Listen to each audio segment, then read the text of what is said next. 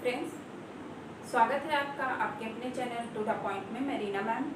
दोस्तों, जैसा कि आप लोग को पता है कि इस समय सबसे ज़्यादा हमारा टारगेट जो है, जिस पे हम लोग फोकस कर रहे हैं, वो हमारा यूपी का टीजीटी पीजीटी है, जिसका एग्ज़ाम आप लोग के अक्टूबर के लास्ट या नवंबर के फर्स्ट वीक में होने वाला है। ओके, नवंबर के लास्ट या जो है नवंबर के फर्स्ट वीक या अक्टूबर के लास्ट वीक में होने वाला है। तो सबसे ज़्यादा फोकस उस पर किया जा रहा है। ठीक है, हम लोग सबसे ज़्यादा फोकस टीजीटी पीजीटी पे किए हैं। तो उसी टॉपिक से रिलेटिव आप लोग का एक बहुत ही महत्वपूर्ण चैप्टर जो है वो है मिल्क। क्या है मिल्क? है आप लोग का आहार एवं पोषण से लिया गया चैप्टर है। इससे तो आप लोग बताएंगे कि आहार एवं पोषण से लिया गया चैप्टर है। ओके, आहार एवं पोषण से लिया गया आपका चैप्टर है क्या, तो आप लोग बताएंगे मिल्क। ओके, वहीं पे अगर हम लोग बात करें तो ये एक चैप्टर हमारे इंटर के यानी कि क्लास जो आपका क्लास है, ओके, क्लास 12 की, ये क्लास 12 के बच्चों के लिए भी बहुत ज़्यादा इम्पोर्टेंट है, क्योंकि उनका जो चैप्टर है दूध एक संपूर्ण आहार, ठीक, संपूर्ण आहार, ये उनका एक चैप्टर है। तो ये इंटर के बच्चों के लिए भी बहुत ज़्यादा इम्पॉर्टेंट है मिल्क, जो कि बहुत ही ज़्यादा इम्पॉर्टेंट है। और यहीं पे अगर आप लोग को बता दें तो ये चैप्टर बहुत ही बड़ा है, इम्पॉर्टेंट होने के साथ साथ ये चैप्टर भी बहुत लॉन्ग है। तो एक पार्ट में तो नहीं ख़त्म होने वाला आपका वीडियो, एक वीडियो में हम आपके इस चैप्टर को नहीं कवर अप कर पाएंगे। तो उसके लिए मैं इसका कई पार्ट बनाऊँगी। अगर आप इस चैप्टर को बिल्कुल क्लियर करना चाहते हैं, ओके, ताकि एग्जाम में आए कोई भी क्वेश्चन अगर इससे रिलेटेड पूछा जाए तो आप उसको सॉल्व कर सके, तो इसके लिए सिर्फ और सिर्फ क्या करना है, चैनल को लाइक कर लीजिए, चैनल को सब्सक्राइब करिएगा, और वीडियो पसंद आए तो उसको लाइक जरूर करिएगा। ओके, तो हम अगर मिल्क की बात करते हैं तो सबको पता है मिल्क से सभी लोग परिचित होंगे, सभी मिल्क जानते होंगे क्या होता है। तो ये एक सफ़ेद रंग का क्या होता है, तो आप लोग बताएंगे ये सफ़ेद रंग का, ठीक, सफ़ेद रंग का एक तरल पदार्थ है, तरल पदार्थ होता है। और जिसमें, ठीक, जिसमें क्या होता है, जिसमें सभी पौष्टिक तत्व विद्यमान होते हैं, और इसीलिए इसको क्या कहा जाता है, तो इस दूध को जो है एक एक जो है संपूर्ण आहार कहा जाता है। ठीक है, तो ये एक आप लोग को अगर आप सिंपली अगर आप लोगों से पूछा जाए कि मिल्क क्या है, तो आप लोग कहेंगे कि मिल्क जो है एक सफ़ेद रंग का तरल पदार्थ होता है, जिसमें सभी पौष्टिक आहार पाए जाते हैं, इसीलिए इसको क्या कहा जाता है, तो आप लोग इसे एक क्या कहते हैं, संपूर्ण आहार कहते हैं। अगर हम लोग इसकी बात करें तो प्रत्येक जो आपकी स्तनधारी मादा होती है, उनके बच्चों के लिए प्रकृति द्वारा प्रदान किया गया प्रारंभ से एक प्रकार का आहार जो होता है वो आपका क्या होता है, तो आप बताएंगे दूध होता है। क्या होता है, दूध ही उनका प्रारंभिक आहार होता है।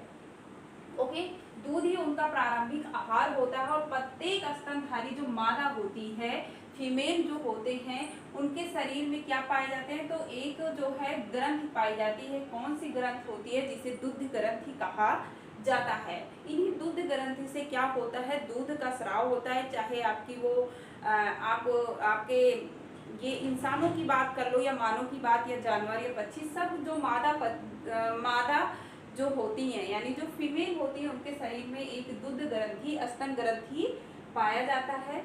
ये मादा, ठीक है, जब बच्चों को क्या करती है, जन्म देती है। ठीक है, ये मादा जब बच्चों को जन्म देती है, तब उनके स्तन से स्तन ग्रंथि जो होती है, क्या होती है, तो स्तन ग्रंथि जो होती है उससे एक प्रकार का स्राव बनने तथा निकलने लगता है, और इसी स्राव को हम लोग क्या कहते हैं, तो इसी स्राव को दूध या मिल्क के नाम से जानते हैं।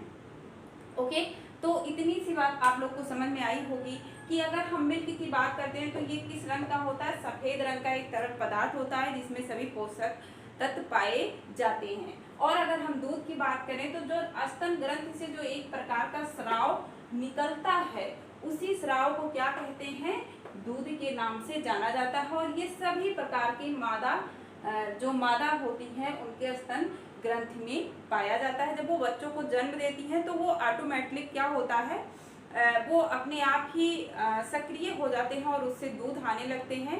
ठीक, उससे दूध आने लगते हैं और क्या बच्चे का जो प्रारंभिक आहार होता है, प्रथम आहार जिसे कहा जाए, तो वो क्या होता है, दूध होता है। ओके, इतनी बात आप लोग को समझ में आ जाएगी। आई होप समझ में आ गया होगा। आगे अगर हम लोग देखेंगे दूध के बारे में, और हम लोग जानते हैं कि कहाँ से दूध के बारे में हम लोग को पता चला, कैसे पता चला, कहाँ से रिसर्च किया गया। ठीक है, तो अगर हम दूध के बारे में और जानेंगे तो हम लोग देखेंगे कि हाँ, एक जो आपके कैम्ब्रिज विद्यालय है, ओके एक सेकंड, ठीक, जो आपके कैम्ब्रिज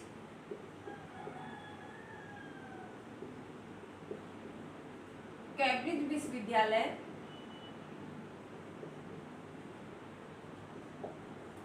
कैम्ब्रिज विश्वविद्यालय के प्रोफेसर थे, वो प्रोफेसर कौन, तो आप लोग बताएंगे हॉपकिंग जो थे। ठीक है, हॉपकिंग ने क्या किया था, ये प्रोफेसर कहाँ के थे, तो आप लोग बताएंगे कि ये कैम्ब्रिज विश्वविद्यालय के प्रोफेसर थे। कौन थे, तो हॉपकिंग थे। और किस सन में, तो आप लोग बताएंगे 1912 ईस्वी में इन्होंने एक रिसर्च किया था। ठीक, एक परीक्षण किया था, और उस परीक्षण में क्या हुआ, किस पे परीक्षण किया था, तो आप लोग बताएंगे कि चूहों पर परीक्षण किया। किस पे किया, तो चूहों पे परीक्षण किया। और चूहों के आहार में इन्होंने क्या किया कि जो आप लोगों का चाय का चम्मच होता है, यानी एक छोटे चम्मच का 1/3 भाग जो होता है उनके आहार में प्रतिदिन इन्होंने मिला के दिया 1 मंथ तक, यानी कि 1 महीने तक इन्होंने उनको आहार में मिला के दिया दूध को। तो उन्होंने इससे क्या देखा कि चूहों की जो है विकास गति जो है, विकास गति यानी वृद्धि जो है वो तीव्र गति से हो रही थी। तो उन्होंने जो ये आपके जो थे हॉपकिंग, इन्होंने ये निष्कर्ष निकाला कि दूध एक ऐसा पदार्थ है जो बालक के वृद्धि के लिए, ग्रोथ के लिए बहुत ही ज़्यादा उपयोगी होता है। तो इन्होंने सबसे प्रथम प्रयोग किए थे। तब से आज तक जितने भी परीक्षण हुए, सबसे यही निष्कर्ष निकला है। और इसी में अगर आप लोग देखेंगे तो इनके बाद आपके जो आसबोर्न, ठीक, एक आपके आसबोर्न और कौन थे, मेडल थे। मेडल ने, आसबोर्न और मेडल, अब ये दोनों कहाँ के थे, तो आप लोग बताएंगे ये अमेरिका के थे। और इन्होंने भी जो परीक्षण किया उससे यही बताया कि दूध में जो है, दूध में जो प्रोटीन पाया जाता है, क्या पाया जाता है, प्रोटीन पाया जाता है। ओके, वो प्रोटीन शरीर शारीरिक वृद्धि के लिए बहुत ही उत्तम था। क्या था, बहुत ही ज्यादा उत्तम किस्म का था। ओके, तो ये किसने कहा, तो आप बताएंगे किसने कहा था, तो आपके आसबोर्न और मेडल ने भी रिसर्च किया इनके बाद, और उन्होंने भी, ये अमेरिका के रहने वाले थे, इन्होंने भी बताया क्या कि आप लोगों का दूध जो है, दूध में जो प्रोटीन पाया जाता है। अब आप लोगों से एक क्वेश्चन आप लोग के टीजीटी पीजीटी में बनता है कि दूध में कौन सा प्रोटीन पाया जाता है, तो आप लोग बताएंगे केसीन नाम का प्रोटीन पाया जाता है। अब आपके केसीन का पाचन कौन करता है, यानी कि आप लोग से क्वेश्चन अभी सन 2021 के पेपर में ही पूछा गया था कि दूध के प्रोटीन का पाचन कौन सा एंजाइम करता है, तो आप बताएंगे रेनिन करता है। कौन सा करता है, रेनिन नाम का एंजाइम जो है अमाशय में जो पाया जाता है उसका पाचन कौन करता है, तो रेनिन नाम का एंजाइम करता है। देखिए यहीं से आपके कितने क्वेश्चन बन गए कि दूध का सर्वप्रथम जो है परीक्षण किसने किया था, तो आप लोग बताएंगे हॉपकिंग ने किया था। फिर आपका दूसरा क्वेश्चन बनता है हॉपकिंग ने सबसे पहला परीक्षण किस सन में किया था, तो आप बताएंगे 1912 में किया था। किस पे किया था, तो चूहों पे किया था। उसके निष्कर्ष क्या निकला था, तो बताएंगे कि तीव्र गति से वृद्धि हुई थी। ओके, और उन्हीं के साथ में आपके आसबोर्न और मेडल, ये कहाँ के थे, तो अमेरिका के थे। इन्होंने भी अपने परीक्षण करके ये बताया कि दूध में जो प्रोटीन पाया जाता है ये शरीर निर्माण के लिए बहुत ही ज़्यादा उपयोगी होता है। ओके, अब हम लोग आगे देखते हैं। इतनी बात आप लोग को समझ में आ गई होगी। आप लोग इसको जरूर कहीं ना कहीं नोट कर लीजिएगा, क्योंकि ये बहुत ही ज़्यादा इम्पॉर्टेंट होता है। ओके, बहुत ही ज़्यादा इम्पॉर्टेंट होता है, तो इसको नोट कर लीजिए, ना हो तो स्क्रीनशॉट ले लीजिए। ओके, चलिए अब आगे हम लोग देखेंगे दूध के बारे में ही। अगर हम लोग आगे देखेंगे, अभी अभी हम लोगों ने बात किया कि दूध क्या है। अभी हमने क्या बात किया था कि दूध क्या है, तो आप लोगों ने बताया कि दूध जो है आप लोग का क्या है, तो आप लोगों ने बताया एक सफेद रंग का क्या है, रंग का पदार्थ है, ठीक, जिसमें सभी पोषक तत्व, पौष्टिक तत्व या पोषक तत्व या पौष्टिक तत्व कुछ भी लिख सकते हैं, तो यहाँ पे पोषक तत्व हम कर देते हैं विद्यमान होते हैं। अब विद्यमान होते हैं और ये होते हैं,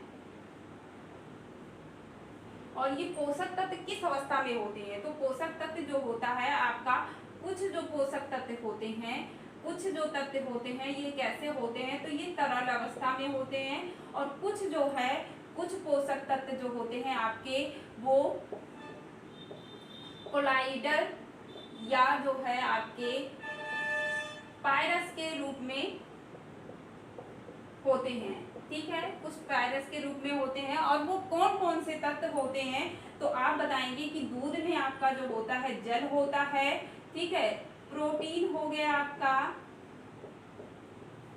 वसा, कार्बोज, जल, प्रोटीन, कार्बोज, वसा, ठीक है, वसा हो गया आपका, और आपका क्या होता है, तो आप बताएंगे कि खनिज, ठीक, खनिज। ये सारे तत्व आपके दूध में विद्यमान होते हैं, ठीक है। अगर हम लोग इसकी बात कर रहे हैं, किसकी, तो संगठन की बात कर रहे हैं कि दूध का संगठन क्या है, ठीक। ये भी क्वेश्चन आपसे पूछा जाता है, दूध से क्वेश्चन आपसे बनता है कि जल की कितनी मात्रा होती है, प्रोटीन की, वसा की, सबकी मात्रा पूछी जाती है। तो इसी बात को हम लोग डिस्कस करने जा रहे हैं। तो संगठन की बात हम लोग करेंगे। तो ये सफेद रंग का जो पदार्थ होता है, इसमें दो तरह के क्या पाए जाते हैं, तो संगठन की अगर हम लोग बात करें तो संगठन में देखेंगे क्या कि दो तरह के यहाँ पे आपको क्या मिल रहे हैं, इसमें दो तरह के तत्व मिलते हैं। कौन कौन से तत्व मिलते हैं, मार्कर मेरा, तो दो तरह के तत्व मिलते हैं। तो आपने क्या बताया कि एक जो है आपके किस अवस्था में होते हैं, तो एक आपका तरल अवस्था में होता है, दूसरा ठोस अवस्था में पाए जाते हैं। अगर हम तरल की बात कर लेते हैं, ठीक है, पायरेट्स का मतलब क्या होता है, इमर्सिक्रेट जो होता है, तो उस अवस्था में ये पाया जाता है। तो अगर हम तरल की बात करते हैं, तो तरल में आपका क्या आता है, आप बताएंगे जल आता है, और जल कितना % होता है, तो आप बताएंगे 7.25% पाया जाता है। अगर यही ठोस की हम बात कर लेते हैं, आप बताइए यहाँ पे, अब आप लोग बताइए कि यहाँ पे अगर आपका 87.5% आपका 2.25% आपका जल हो गया, तो ठोस कितना % होगा, तो ठोस जो है वो कितना % होगा, तो आप लोग बताएंगे कि ठोस की मात्रा कितनी होती है, 12.75% आपका क्या होगा ठोस। अब हम इसी ठोस की बात कर लें, तो ठोस में क्या क्या आता है, जैसे तरल में आपका जल आ गया, तो जल सबसे ज्यादा दूध में पाया जाता है। क्या पाया जाता है, तरल पदार्थ है तो उसमें जल की मात्रा ज्यादा होती है। अगर यहीं पे हम बात कर लें ठोस में क्या क्या पाया जाता है, तो आप बताएंगे प्रोटीन। क्या बताएंगे, प्रोटीन बताएंगे। उसके बाद अगर हम लोग बात करें तो इसमें क्या होता है, तो आप लोग बताएंगे कार्बोज। उसके बाद क्या, तो वसा। ओके, उसके बाद फिर हम बात करेंगे तो खनिज। तो इन सब की मात्रा की अगर हम बात कर लें कि कितने कितने % ये होता है, तो प्रोटीन की अगर हम बात करते हैं, तो प्रोटीन आपका 3.50% होता है। कार्बोज की अगर बात करेंगे तो 4.80% होता है। वसा भी सेम होता है आपका, कितना होता है, तो 4.80 0.80% होता है। और खनिज की बात करेंगे तो 0.65% आपका क्या होता है, खनिज होता है। आपसे क्वेश्चन पूछा जाता है कि प्रोटीन कितना पाया जाता है, तो ये एक उसका संगठन होता है। आपसे पूछा जाए कि दूध की मात्रा कितनी होती है, किसमें आप दूध में जल की मात्रा कितनी होती है, तो आप बताएंगे 87.525%। और अगर ठोस में आपसे बात करता है तो ठोस आप लोगों का कितना होता है, तो आप लोगों के ठोस में प्रोटीन, कार्बोज और वसा आ जाता है। ठीक, तो ये जनरली होता है। अगर हम उसी तरह से देखते हैं, ठीक, अगर एक समान रूप से हम देखते हैं कि समान रूप से जो है प्रोटीन, वसा और जल की क्या मात्रा होती है, तो उसको भी हम लोग देख सकते हैं एक समान रूप में। ओके, इसको भी हम लोग एक समान रूप में देख सकते हैं।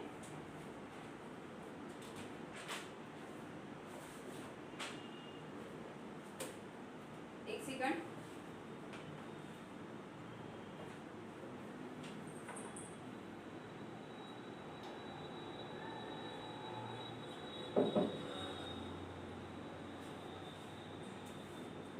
ठीक है, समान रूप से हम लोग देखते हैं। ये तो मैंने आपको एक औसत बता दिया, ठीक है, कि इतना होता है आपका। अगर हम लोग चलिए समान रूप से इसको देखते हैं,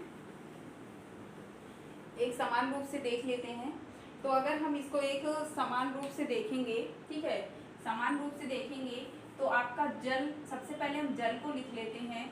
जल कितना परसेंट रहेगा, तो आप बताएंगे जल जो है 88, एक औसत दिया गया है। ठीक है, अगर हम बात करते हैं किसकी, तो एक औसत रूप से देख रहे हैं। ओके, औसत रूप से तो जल 88 से मतलब इतना, ठीक, 88 से कितना हो सकता है, एक सेकंड रुक जाइए, 85 से 88 तक आपका हो सकता है जल। अगर वहीं पे हम प्रोटीन की बात कर लें, देखिए प्रोटीन की बात करेंगे तो प्रोटीन कितना होता है, तो आप बताएंगे कि ये 3 से 6, यहाँ पे दशमलव नहीं, एक मात्रा दिया जा रहा है कि इतना होता है, 3 से 6 हो सकते हैं। ठीक, उसके बाद फिर आपका जो होता है वसा की बात करेंगे तो वसा कितना परसेंट होता है, तो आप बताएंगे कि वसा जो है 3 से 6% वसा होता है, सॉरी, और प्रोटीन 3 से 4 होता है। ठीक, प्रोटीन जो है 3 से 4 होता है, वसा 3 से 6 होता है। और अगर हम यहीं पे कार्बोज की बात कर लें, अब कार्बोज आपका, अब आपसे एक क्वेश्चन बनता है यहाँ पे कि कार्बोज आपका दूध में किस रूप में पाया जाता है। जैसे कि हमने आपको बताया कि प्रोटीन आपका केसीन के रूप में पाया जाता है।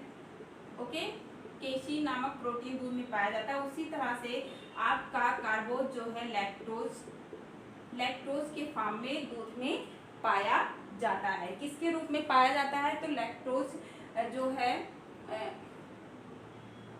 लैक्टोज के रूप में पाया जाता है। ओके, और वहीं पे ये कितना होता है, तो 4 से 7% तक हमारे दूध में कार्बोज की मात्रा होती है। ओके, क्या बच गया, खनिज। खनिज जो है आपका ये जो है इसकी मात्रा 0 से 7% तक होती है। कहने का मतलब ये है कि ये निर्भर करता है कि क्या क्या आपके दूध पे किस तरह से होगा।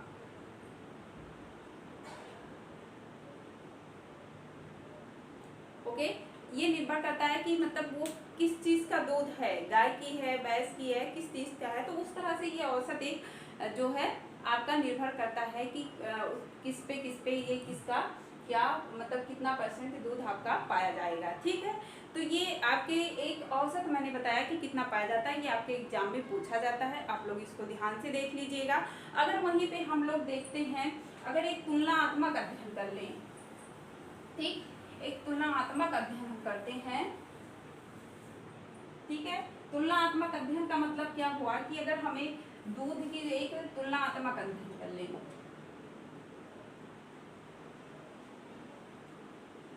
अध्ययन करते हैं जिसमें कि हम लोग देखते हैं, सबसे पहले माता का दूध देख लेते हैं।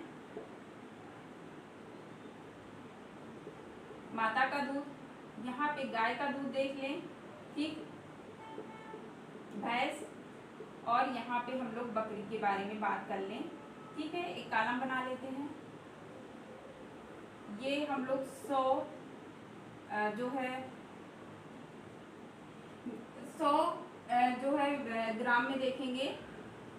और यहाँ पे हम लोग कॉलम बना लेते हैं सबसे पहले। ठीक है, आपका वसा हो गया, प्रोटीन हो गया, कार्बोज हो गया, उसके बाद आपका खनिज हो गया। ठीक, इस तरह से अगर हम अध्ययन करते हैं माता का दूध, गाय का दूध, भैंस का दूध और बकरी का दूध।